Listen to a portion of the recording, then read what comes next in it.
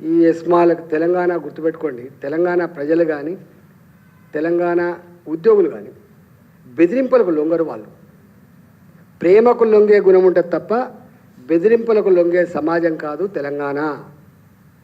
మత్పరిచుడు మాయ చేసుడు తెలంగాణ రక్తంలో లేదు. బిడ్డాకి ఇద్దరు గుర్తుపెట్టుకో. ఏమనుకుంటున్నావు నువ్వు? చేపలు ఎట్లా ఎదురెక్కుతాయో అణచివేతకు వ్యతిరేకంగా ఎదురెక్కే గుణమున్న సమాజం తెలంగాణ సమాజం. ఇంకా ఎస్మాలు గిస్మాలు ఎంతమంది ప్రయోగించిండు? ఎన్టీ రామారావు ప్రయోగించిండు, ఏం చేసిండు? మీకు ఐడియా ఉండాలి.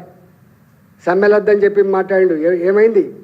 గతంలో ఉన్న ముఖ్యమంత్రి ఇది ఆర్టీసీ కార్మిక సమ్మె చేస్తున్నప్పుడు సంఘాల ద్వారానే ఆర్టీసీ దివాళా తీసింది. సంఘాలు క్లోజ్ చేయమని చెప్తే క్లోజ్ చేసిండ్రు. కానీ ఎవరు దిగొచ్చిండ్రు? ఎవరు మోకరిల్లు? తర్వాత కార్మికులు మోకరిల్లలే, ప్రజలు మోకరిల్లలే, ప్రభుత్వం మోకరిల్లింది, ముఖ్యమంత్రి మోకరిల్లింది. గుర్తుపెట్టుకో.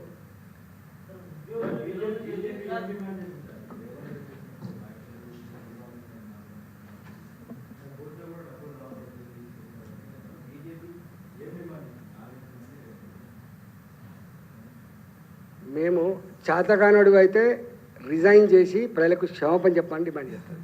నీకు చేతకాదు.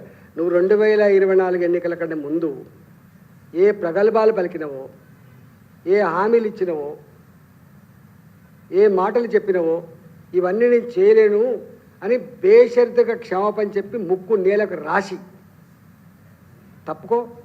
శాతనుడు వస్తాడు, ఎవరో చేస్తారు, ఇంకేముంటుందండి? లేదంటే నీకు సిగ్గుమాలిన పద్ధతిలో నువ్వు అట్లా కొనసాగుతా అంటే సందర్భం వచ్చినప్పుడు కర్రగాల్చి వాత పెడతారు, ఇక భరిస్తారు. ఏం చేస్తారు ప్రజలు? పాపం ఓట్లు వేసిన కర్మానికి.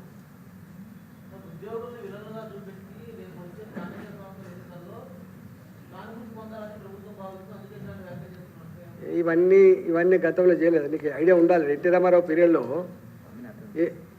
గారి పీరియడ్లో మొత్తం ఉద్యోగులు దోషులు నిలబెట్టే ప్రయత్నం చేసిండ్రు. ఏం జరిగింది? ఈవెన్ కేసీఆర్ గారు కూడా ఇట్లాంటి ప్రయత్నం చేసిండు. ఏం జరిగింది? వాళ్ళు ఏమడుగుతారు? వాళ్ళు లేదు, నువ్వు పీఆర్సీ ఉంది, 20% మీకు 10% కానీ ఉద్యోగులకు రావాల్సిన రిటైర్మెంట్ బెనిఫిట్స్ ఇవ్వవా? ఉద్యోగులకు రెగ్యులర్గా కేంద్ర ప్రభుత్వం మీద డిఏ ఇస్తుందో డిఏ తీయాలి కదా 6 నెలలకు ఒకసారి.